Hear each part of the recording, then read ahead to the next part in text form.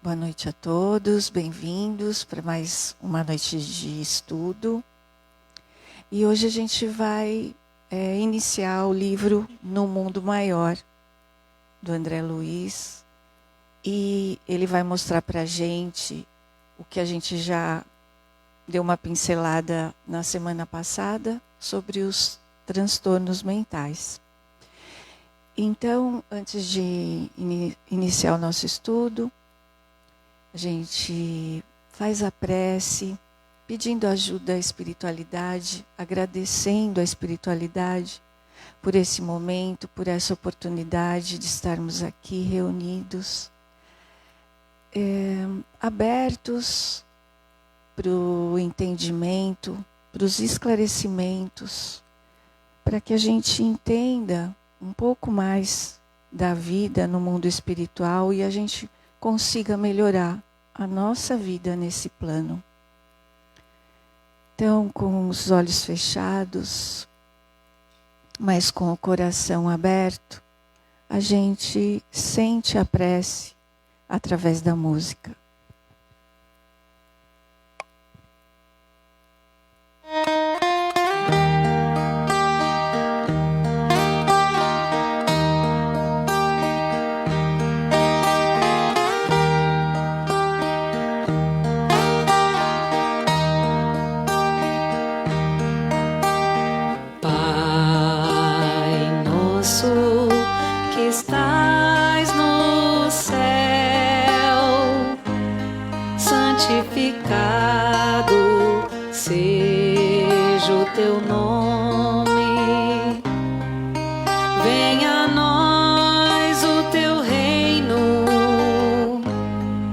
Seja feita a tua vontade. Pai, meu Pai, meu Pai do céu, meu Pai do céu, eu quase me esqueci que o teu amor vela por mim. Vela por mim, que seja feito assim.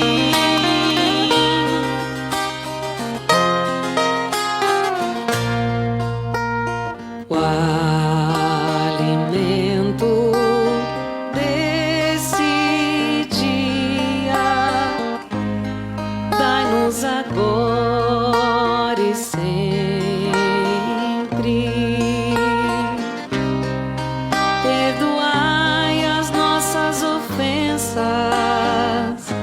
De um modo maior, com que perdoamos.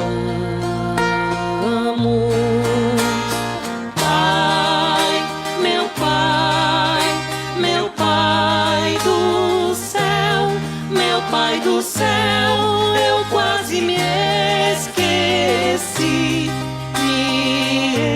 esqueci que o teu amor vela por mim, que seja feito assim.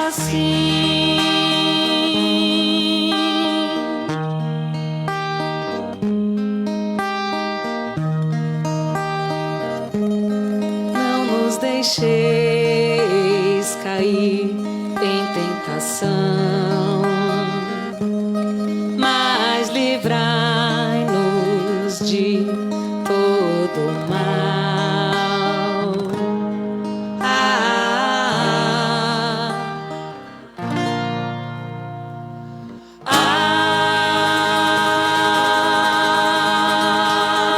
Amém.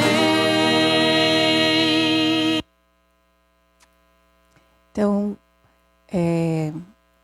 a nossa universitária não veio hoje, veio a representante. E quem tiver durante a leitura, durante as explanações, tiver vontade de acrescentar, né, alguma coisa assim, fica à vontade, só levantar a mão que a Cris leva ao microfone. E só não faz pergunta, difícil, a gente não vai saber responder. Então, capítulo 1, entre dois planos. O André começa descrevendo o capítulo numa viagem, né, vindo do plano espiritual para a crosta. E ele está acompanhado do Calderaro, que vai ser o orientador dele nessa jornada, né? E ele está envolto nos pensamentos dele, e ele vai fazendo uma descrição poética sobre Deus e sobre a lua. E ele fica lá, né, embevecido com a maravilha, né, que é Deus. E a ideia de Deus envolvia os pensamentos dele e lhe arrancavam notas de respeito e gratidão. E observando a lua encantado, ele vê, né, ele olha aquele luminoso disco lunar irradiando luz e fica pensando que aquelas luzes iluminaram várias civilizações, né, outras civilizações,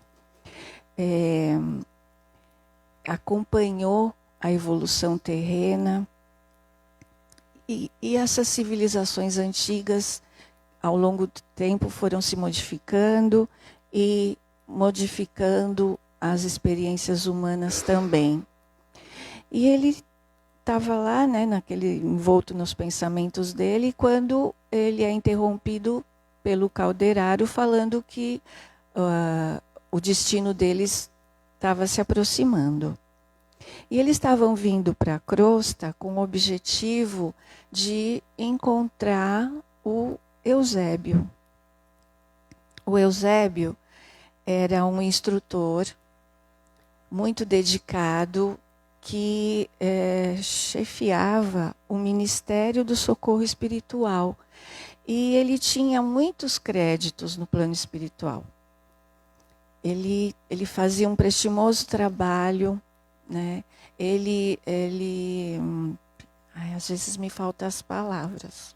Ele renunciou de muitas posições de destaque e adiou muitos planos, né? Deixou para lá muitas coisas que ele gostaria para se dedicar integralmente ao que André Luiz chama aqui de famintos de luz.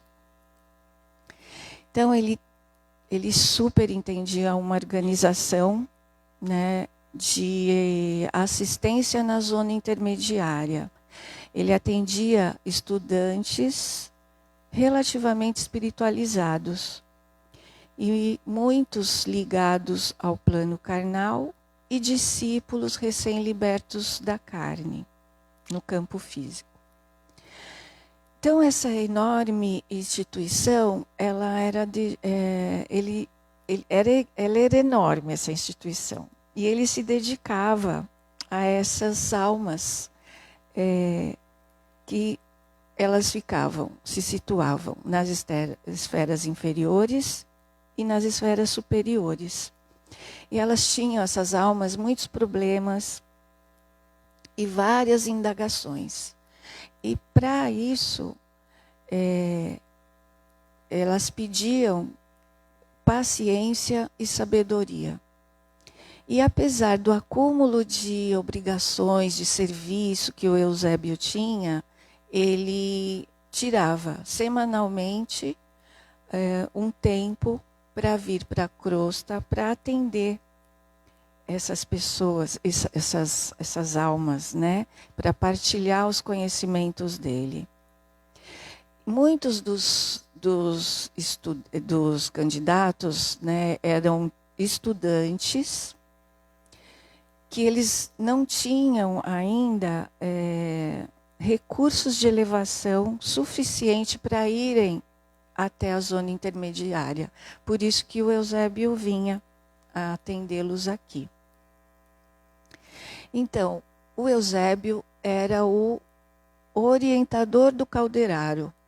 Então, o Calderaro era o subordinado do Eusébio, que seguia as orientações dadas por ele, mas ele tinha, cumprindo um quadro hierárquico. Mas o Calderaro tinha pelo Eusébio um respeito do subordinado que se liga ao chefe, guardando amor acima de obediência. O Calderaro, ele prestava serviço ativo na crosta. Quando vocês quiserem falar alguma coisa, tá?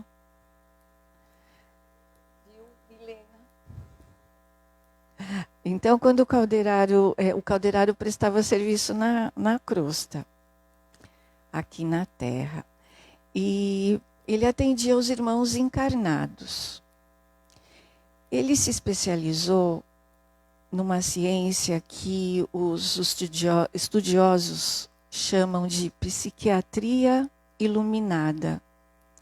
E esse setor era um setor que atraía profundamente o André. O André sempre se sentiu seduzido por esse tema, mas nunca teve oportunidade de acompanhar, de aprender, né, se aprofundar mais.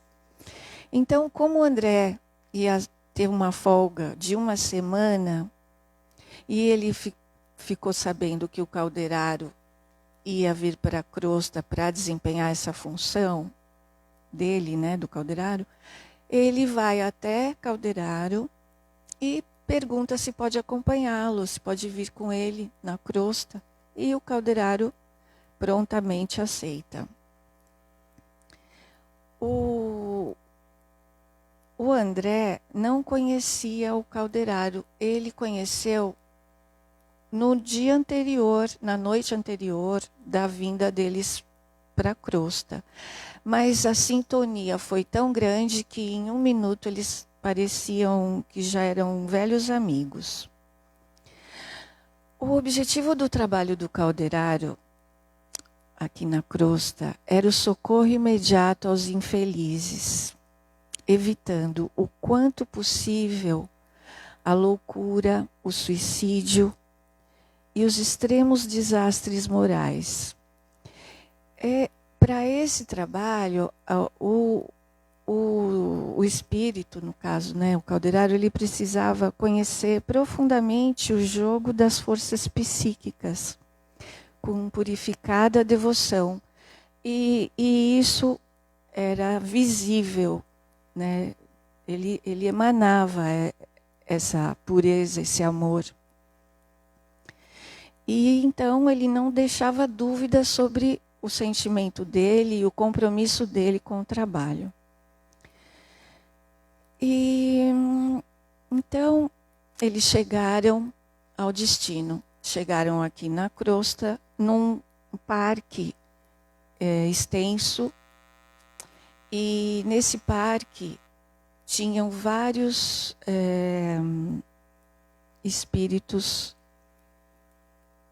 encarnados, mas eles estavam... como é que fala? Eles estavam dormindo e foram lá para o parque. Peraí. Estavam em desdobramento. E eles foram até o parque. Esses espíritos, eles estavam acompanhados por espíritos amigos que cuidavam deles, né, acompanhando com carinho, com zelo, e se via prazer de estarem ali acompanhando os espíritos, e santa paciência eles tinham, né? E o André observa que esses espíritos em desdobramento vão chegando, vão se aglomerando, vão sentando na relva, na grama, vão se acomodando pelos espaços ali daquele parque imenso. E eles conversavam baixinho, respeitosamente, como se sussurrassem. E o Calderaro avisa para o André que o Eusébio vai receber estudantes espirituais, estudantes do espiritualismo, em suas correntes diversas, que se candidatam a serviços de vanguarda. E o André, curioso, pergunta: não se trata de assembleia que agrupe indivíduos filiados indiscriminadamente às escolas de fé? Aí o Calderaro explica que são várias religiões, vários conceitos, que se ele juntasse todos, de todos os conceitos, e ele fosse falando com eles, teriam muitas paradas para explicar, tentar resolver aquele assunto, elaborar aquela questão daquela forma de pensar, daquela determinada religião. Então, ele preferia fazer isso, montar grupos que se alinhassem, né, em determinado assunto daquela corrente religiosa, e depois agruparia outros. E isso otimizava o tempo, porque o Eusébio só tinha uma semana, né, aquele dia da semana para estar ali com eles. Então era uma multidão de mais ou menos 1.200 pessoas que estavam esperando para ouvir o Eusébio. E cerca de 80% dos presentes eram constituídos de aprendizes de templos espiritualistas, de ramos diversos, ainda inaptos aos grandes voos do conhecimento. Eles nutriam, né, muitas aspirações, eles queriam colaborar, eles já eram colaboradores do plano divino, mas tinham ainda tinham muito a galgar o caminho. Então eles tinham potencial, né, tinham virtudes, e através desse esforço, eles, apesar desse esforço, eles ainda não criaram o cerne, a essência da confiança no uso próprio das faculdades que eles tinham. Então, eles tremem diante das dificuldades, que são as tempestades naturais da vida, né, do caminho, e eles hesitam no círculo das provas necessárias do enriquecimento da alma. E aí eles exigem deles, dos espíritos, que cuidem, né, que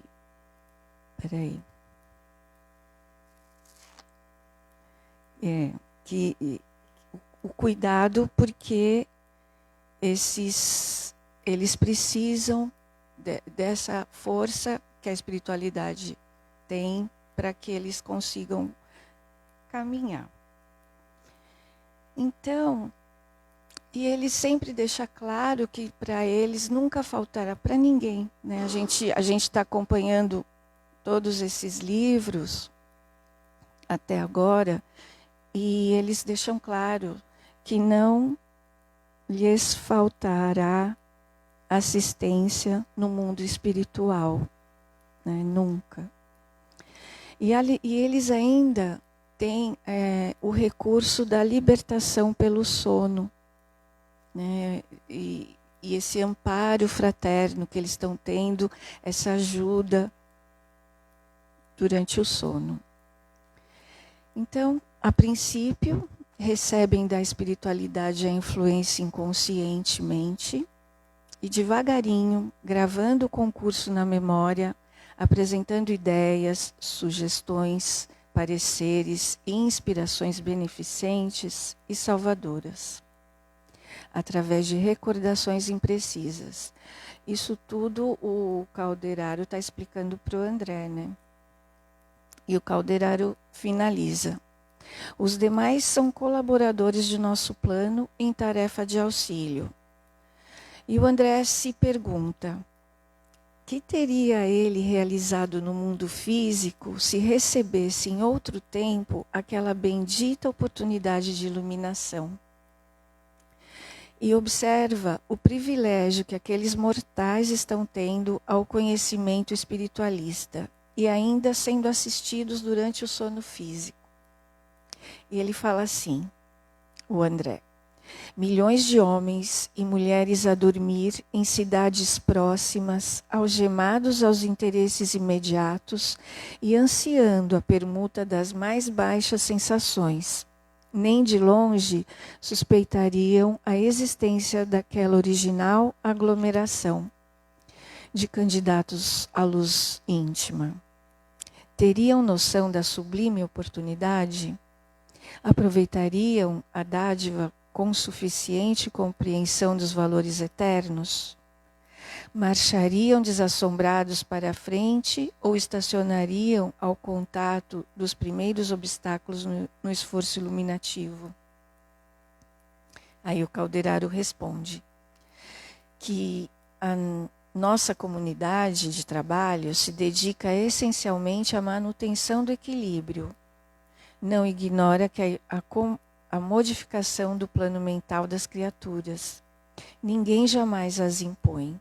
É fruto de tempo, esforço, de evolução, e o edifício da sociedade humana, no momento atual do mundo, vem sendo abalado nos próprios alicerces. Não te surpreenderás se eu disser que, em face do surto da inteligência moderna, o sentimento está paralisado.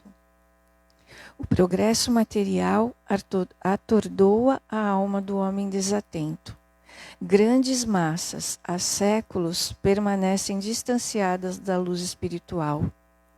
Daí o agravo de nossas obrigações no setor de assistência. As necessidades de preparação do espírito intensificam-se em ritmo assustador.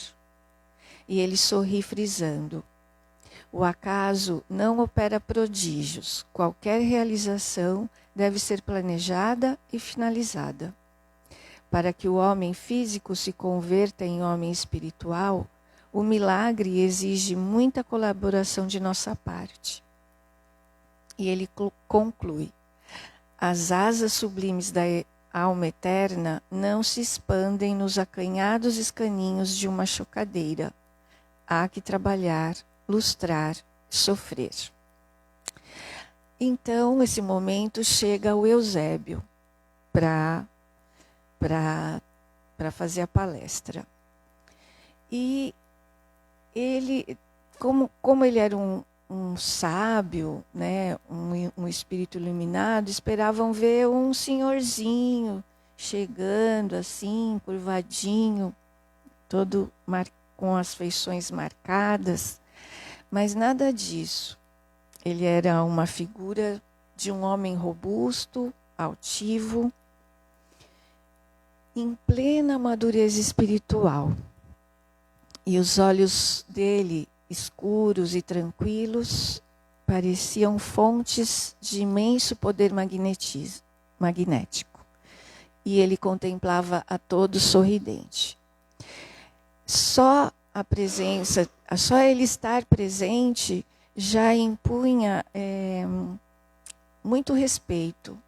E aquelas conversas sussurradas, baixinhas, cessaram quando ele chega, né? Então, todos se sentaram para escutá-lo, tranquilos e atentos. Ele vestia uma túnica de cor verde claro, e essa túnica emitia cintilantes luzes verdinhas, né? Muitas luzes verdinhas cintilando. E Eusébio leva sua mão para o alto e inicia uma belíssima oração. Quando ele termina a prece, o André chora de felicidade de estar lá, de estar presente, de estar podendo viver aquele momento, vivendo no mundo espiritual, né? E a palestra, a fala do Eusébio, a gente vai estudar, ouvir a semana que vem, no capítulo 2.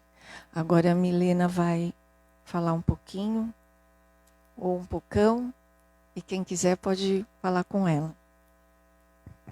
Que é com ela, né? Boa noite. Bom, eu fiz aqui algumas observações para a nossa reflexão, se é que eu posso dizer assim, de alguns pontos que me chamaram a atenção neste capítulo, como sempre, de grande aprendizado, né? Um deles é a questão do magnetismo. Em algum dos livros, eu não lembro qual, a gente até deu uma pesquisada, me parece que talvez foi no Missionários da Luz. Foi falado sobre a questão do magnetismo da Lua.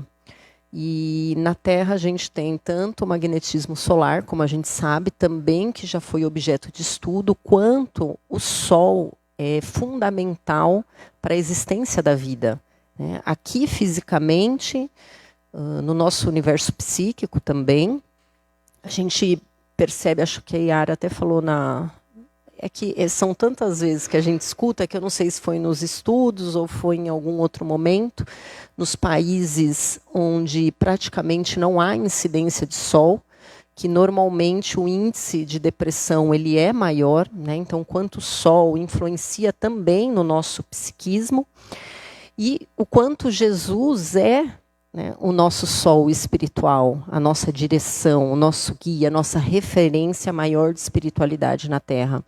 E a questão da Lua, foi muito abordada essa questão do magnetismo, né, das influências. A gente percebe a influência da Lua na própria agricultura, nas águas, nas marés. Não é à toa que o planeta é 70% água. Nós também somos compostos de 70% de água. E é importante que a gente entenda, e o capítulo fala disso, que não existe acaso na obra de Deus. Tudo é milimetricamente cuidado, planejado, organizado. E Jesus é o nosso governador. Quando a gente entende que esse barco tem um leme, a gente vai desenvolvendo algo que foi objeto da nossa caravana, né, que a gente trouxe como aprendizado, que é a coragem, a perseverança, a regeneração. E às vezes a gente pensa que tudo isso vem de forma gratuita, que a gente não precisa fazer o esforço. A gente se depara com esses missionários que nos servem de exemplo, né? Claro, Jesus é o primeiro deles, é o nosso mestre, mas a gente também tem exemplo de outros, como os apóstolos, por exemplo, que nos são referência. E a gente percebe que houve uma grande transformação no caminho deles. A nossa fantasia e o nosso lugar de comodidade, a gente gostaria de crer que eles já vieram prontos e que para eles foi muito fácil. Quando, na verdade, não. Exigiu persistência, renúncia, sacrifício, sagrado ofício. O tempo todo a casa nos lembra, e Dr. Risse está ali na lousa, estamos no exercício do amor ao dever. O quanto é necessário, como a Yara sempre nos lembra, é se dar a outra face que o Evangelho nos pede, não é um lugar de submissão, é um lugar de regeneração, de nós buscarmos novas atitudes frente aos desafios que nos chegam. E quando a gente fala em desafios, muitas vezes, e aqui também na página 17, eu já fiz uma misturada aqui, vou indo e voltando, tá? Aqui na página 17 é muito bonito quando ele fala de nós. Quantos de nós já estamos em busca, mas ainda não desenvolvemos a confiança necessária. Quando chegam as provas, os obstáculos, nós nos colocamos num papel que não nos cabe, que é vítima do destino, e nós não somos vítimas. Nós alternamos entre momentos que somos algozes, lembra? A vítima possui um algoz interno. Quando a gente se coloca num lugar de submissão, dentro existe um algoz. E tem horas que a gente vai invertendo esse papel. Na lei de causa e efeito, a gente sabe que nada é o acaso, repito, mas, sobretudo, que nós temos um RG energético, né? A psicosfera, nós somos como rádios.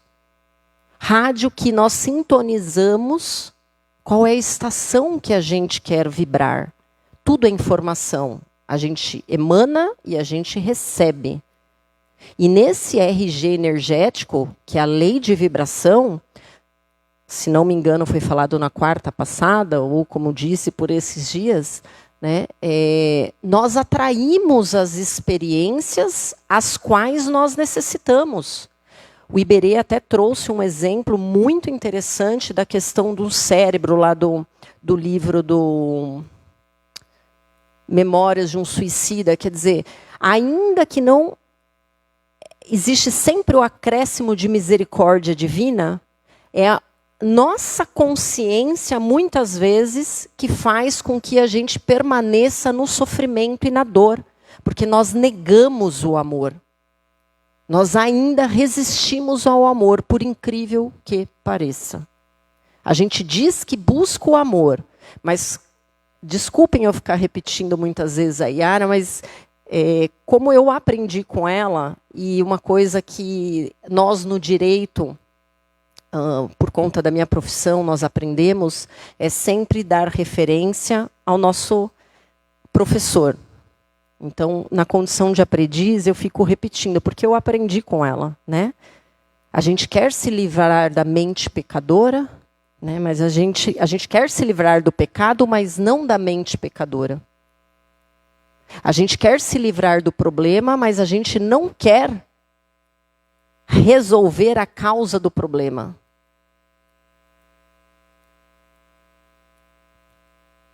E a gente precisa olhar para dentro. Essa regeneração, ela é fundamental. E na página número 13, ele fala assim, guardando o amor acima da obediência. A Bi falou isso. E é importante a gente reforçar, porque Bert Hellinger, ele fala muito da necessidade que só há amor onde há obediência, né? Que existe uma ordem nisso. E quando só existe a obediência, muitas vezes existe uma revolta interna. A gente finge que obedece, mas internamente, né, nem sempre existe uma sinceridade nos propósitos da alma. E quando o amor está acima de todas as coisas, não há poder, como diz Jung. Onde há amor, não há poder. E onde há poder, não há amor. Enquanto nós queremos controlar, enquanto nós queremos que as coisas sejam ao nosso jeito, à nossa forma, enquanto a gente resiste à vida, nós estamos em desarmonia com as leis universais. Enquanto estamos em desarmonia com as leis universais, nós sofremos. Por quê? Porque nós negamos a principal das leis, que é a lei do amor. E desenvolver essa aceitação pela vida é um exercício. É um exercício que nos cabe, né? E nas folhas 14 e 15, no meu livro, né, gente? Aí eu não sei porque tem esse negócio de edição. Então, às vezes, pode diferenciar aqui as folhas, né? Eu fiz aqui a observação que ele fala da importância, né, da gente... Nossa, sem óculos, eu não consigo mais enxergar nada. Eu, hein?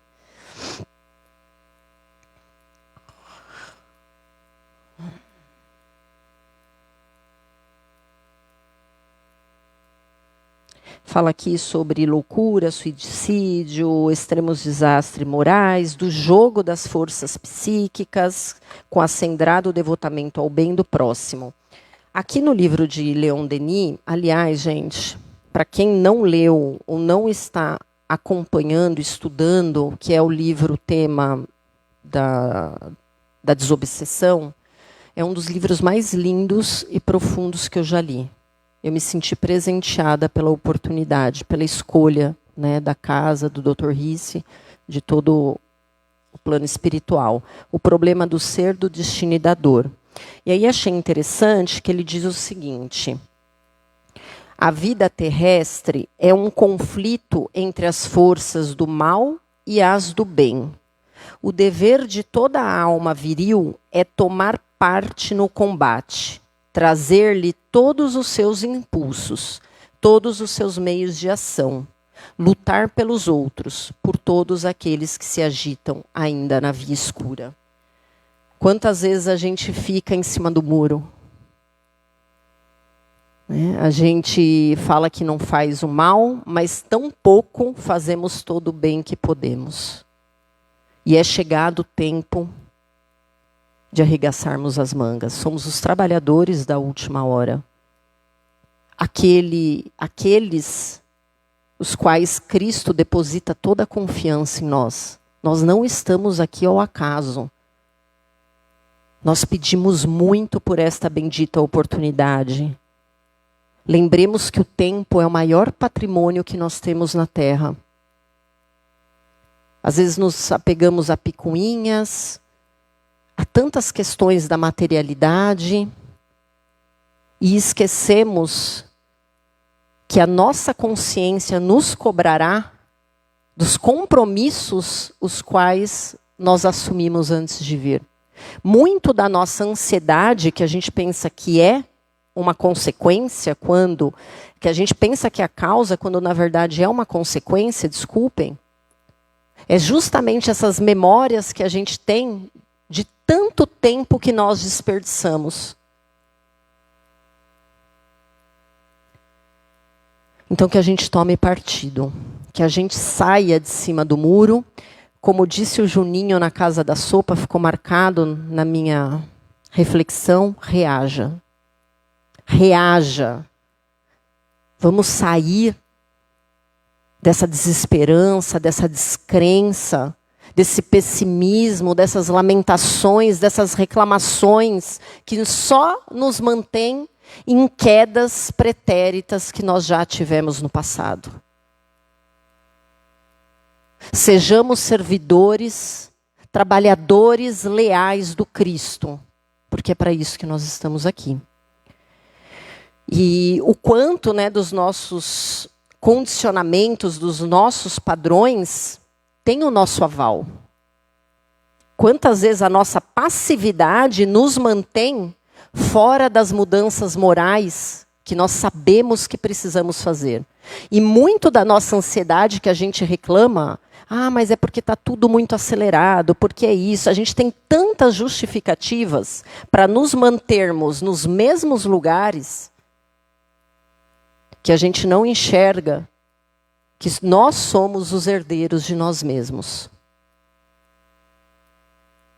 Não há mais ninguém, não há um Deus punitivo como nós gostaríamos que houvesse, não há. Somos nós os herdeiros.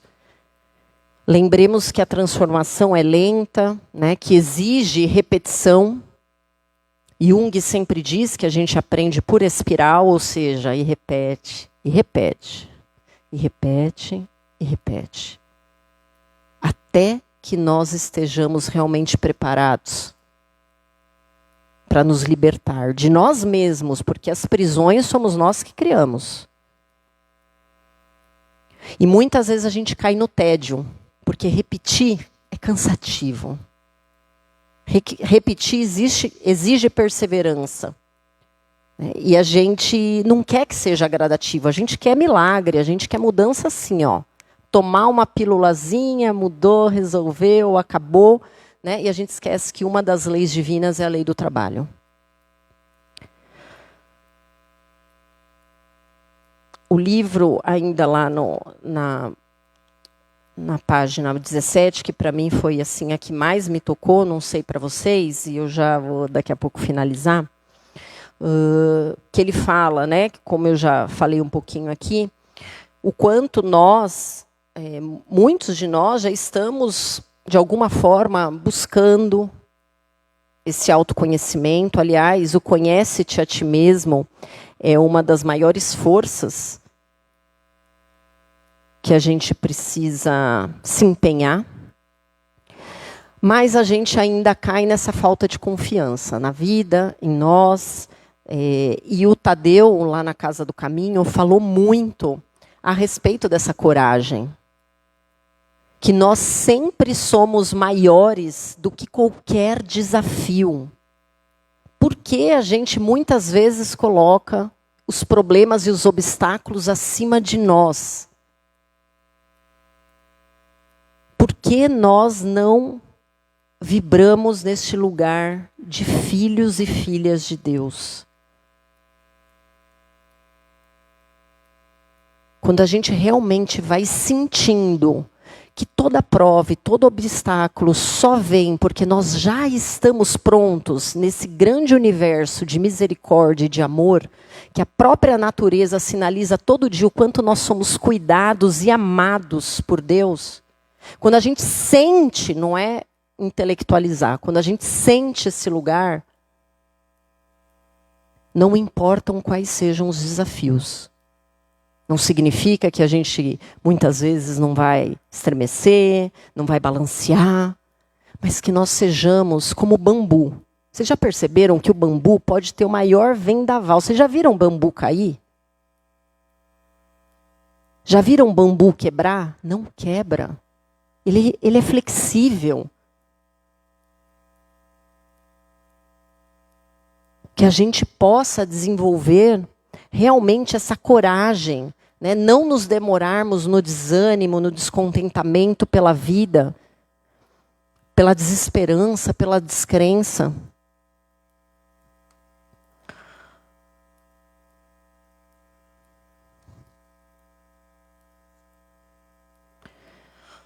E aí, para finalizar, eu marquei aqui, eu sempre vou buscar em Paulo de Tarso alguma referência, porque realmente eu não posso falar muito que eu me emociono.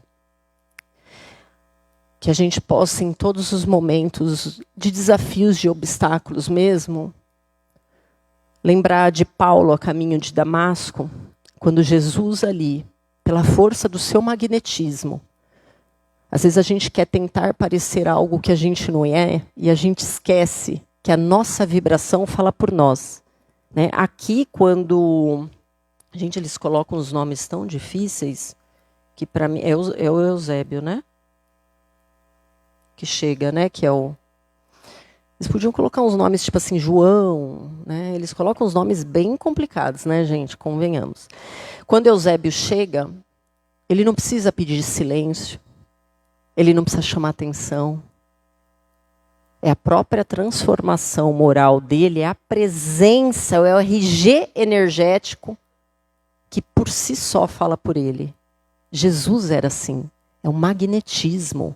Quando a gente entender que é a nossa autotransformação, que é o segredo para a nossa evolução, a gente vai parar de se preocupar com o outro, de querer mudar o outro, de ficar com coisas tão pequenas. Então, quando Jesus ali aparece para Paulo de Tarso, Paulo, ali ainda Saulo, ele não fica em dúvida que é Jesus. Quando Jesus fala, eu sou Jesus. Quem és tu? Eu sou Jesus. O que ele fala? Senhor, o que queres de mim? Então, que nós possamos, frente às provas que nós mesmos atraímos pela nossa vibração, pelo nosso magnetismo, pelo equilíbrio que a nossa consciência exige para a gente retificar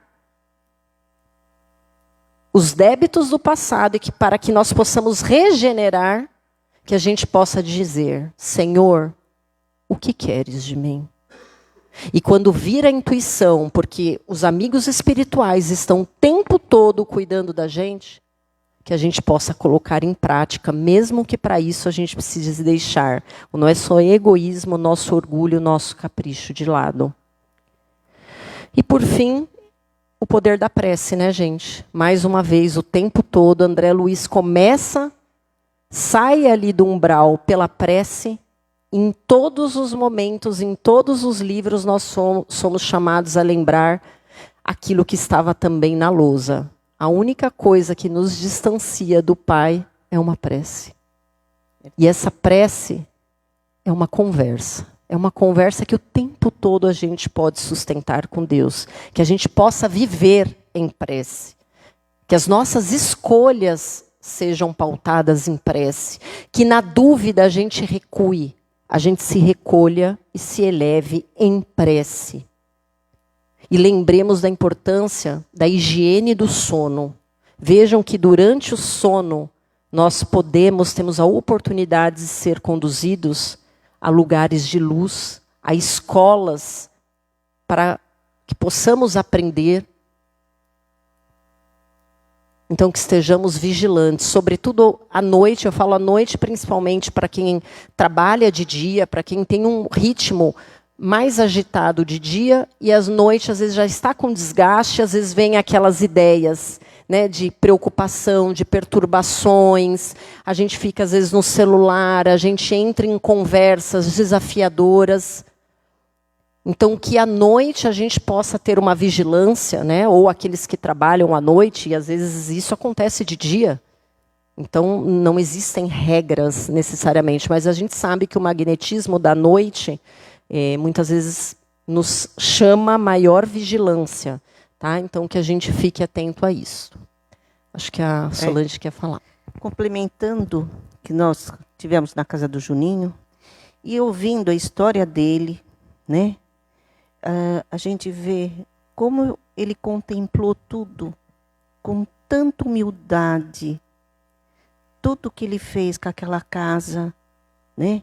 Você vê hoje ainda ampliando ainda para recolher, para acolher mais pessoas, né? Ele foi estudar para poder fazer o laboratório dele, para poder fazer os remédios. Então, a gente vê ali que obra linda.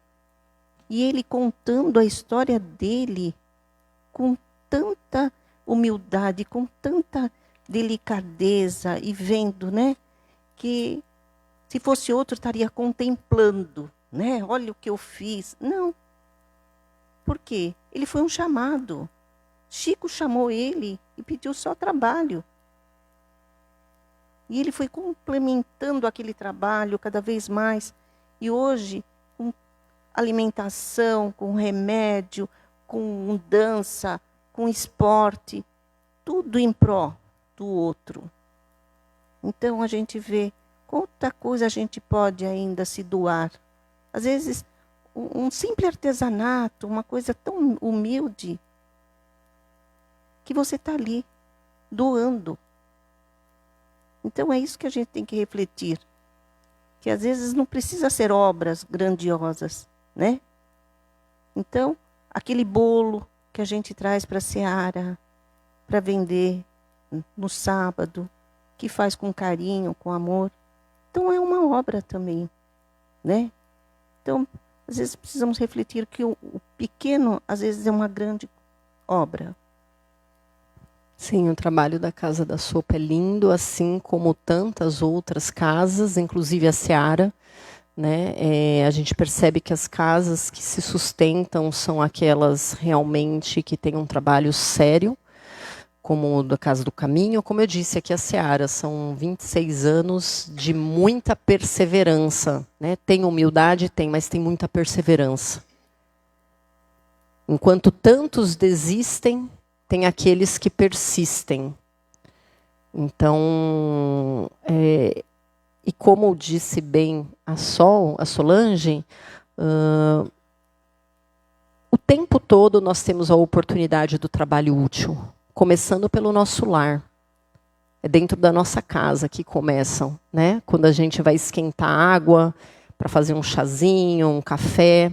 a gente faz reclamando, quando a gente vai lavar louça, quando a gente varre a casa, quando a gente arruma uma cama. É numa conversa com alguém que a gente tem a oportunidade, o livre-arbítrio, de escolher assuntos úteis, ou a gente busca criticar, reclamar, a maledicência. Então, o tempo todo, porque às vezes a gente pensa que trabalho é só o remunerado, mas o tempo todo nós temos a oportunidade do trabalho útil. E aí é o nosso livre-arbítrio que escolhe, né? Onde nós vamos colocar o nosso foco, a nossa atenção e as nossas escolhas. Gente, ninguém quer perguntar? Ninguém quer falar? Arlete? Ninguém? Vamos refletir juntas. Nossa, eu falei um monte.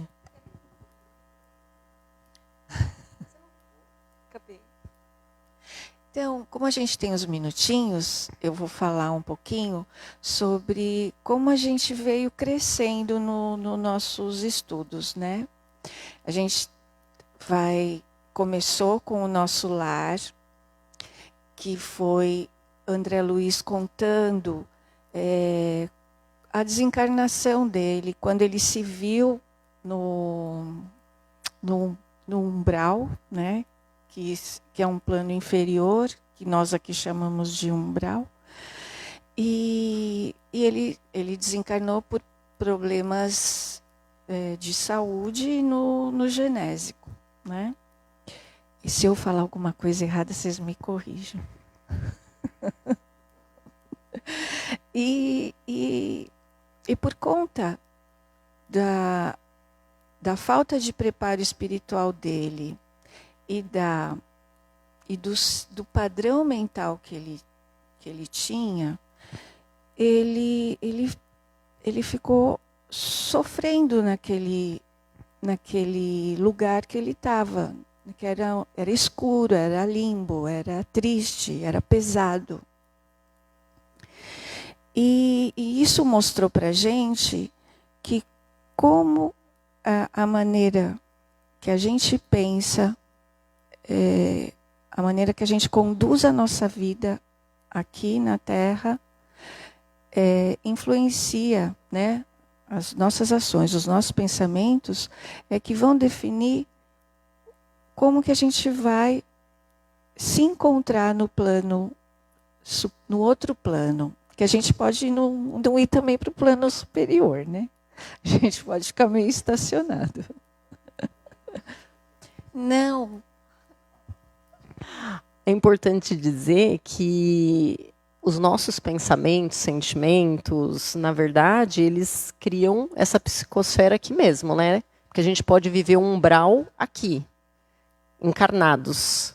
Porque um umbral não é exatamente um lugar, né? Então, que a gente possa lembrar isso, que as nossas escolhas, que por isso, às vezes, quem mora numa mesma casa se sente no céu, e o outro, muitas vezes, se sente no umbral, né? Entre aspas. Imagina. Então, no nosso lar também, né, ele fala para a gente da importância da prece. Porque foi depois de sofrer por muito tempo, foi através da prece que ele foi resgatado. Porque a espiritualidade estava ali, pronta, né? Esperando um chamado dele, um aviso. E quando ele se dispôs, ele foi socorrido. E ele foi acolhido na colônia Nosso Lar. E se recuperar, foi se recuperar num hospital. Aí ele, mais fortalecido, ele passa por testes lá na colônia, aprendizados. E um aprendizado que marcou muito, que foi muito difícil para ele, foi quando ele teve a oportunidade de voltar para a crosta, visitar a família, a antiga família, e ver que tinha sido substituído. Isso abalou muito o André Luiz. Então ele ficou em conflito com as emoções e quase perdeu todo aquilo que ele estava construindo lá no nosso lar, de sentimentos, né? Então, mais uma lição do nosso lar foi ao orgulho, ao egoísmo e também sobre a nossa ignorância. Depois desse nosso lar que foi na apresentação, a gente entrou no livro Os Mensageiros. Nesse livro, ele já fazia parte da comunidade, o André Luiz, e ele consegue vir sempre como aprendiz, né? Ele vem estagiar na Terra por uma semana e observar as relações dos espíritos com os encarnados, como acontece essa relação. E a importância, nós vimos também a importância dos raios solares que queimam as bactérias mentais, as energias deletérias. E junto com os amigos espirituais, ele vivencia experiências em casas espíritas primitivas. Então ele aprende muita coisa e ele relata o processo de preparação dos que virão ao mundo como mensageiros. Já no terceiro livro, Missionários da Luz, o mais revelador, ele conta com muitos detalhes a questão da reencarnação. E a gente teve uma aula, né, sobre esse tema. Ele usou o exemplo, a reencarnação de Sigismundo. Então, como foi a preparação? O que aconteceu? Por que ele ia reencarnar em determinada família? As implicações que isso acarretaria, a repercussão no físico do Sigismundo e muito mais coisas a gente aprendeu nos missionários. O quarto livro, que foi o que a gente acabou de ver, o Obreiros da Vida Eterna. No finalzinho a gente observou, aprendeu como que a gente acompanhou, né, 5 casos de desencarnação, de como o mundo espiritual auxilia no processo da partida dos que estão deixando o corpo físico. E ele apresentou para a gente a Zenóbia, uma criatura incrível. Peraí. E ela era diretora, né, de uma instituição. Aí a gente conheceu a casa transitória, que ninguém imaginava que existisse uma casa transitória, que não ficasse parada no lugar, né? A gente, no começo, do título, a gente imaginava que era transitória porque as pessoas que iam lá e saíam, né? Não, é a casa que sai, né? A gente conheceu o fogo purificador. E eles também passaram, né? André Luiz contou para a gente o resgate de espíritos escravizados por espíritos perversos e como a vontade, a força de cada um, né, tem para seguir adiante, para sair daquele lugar de horror, de dor, de sofrimento. E agora a gente chegou no mundo maior, né, o novo livro, que vai tratar de transtornos mentais. Então a gente observa que a cada livro tem uma situação, né, ele trata de uma situação e a cada livro essa situação vai ficando mais difícil, de difícil compreensão, né? Então, eu estou falando tudo isso para quê? Para quem não leu nenhum desses, se interessarem e lerem, porque é muito legal, foi muito rico para nós, para essa construção do entendimento. E nesse livro a gente vai falar sobre os transtornos da mente, né? Que é o que está acontecendo demais, assim. Não sei se por conta da mídia, da informação, da internet, né? A gente fica sabendo, mas é o que a gente mais escuta, mais trata, é o que a gente vê muito aqui na Seara. Então, é um livro também que promete, e temos pessoas aqui muito capacitadas para explicar para a gente sobre esse assunto, que é tão atual e tão sério, né? Então, a gente vai encerrar agora. Então, a gente vai encerrar agora. Nos acomodarmos confortavelmente na cadeira. Fechar os nossos olhos. Agradecer a espiritualidade amiga que nos acompanhou e nos acompanha em todos os momentos da nossa vida. E que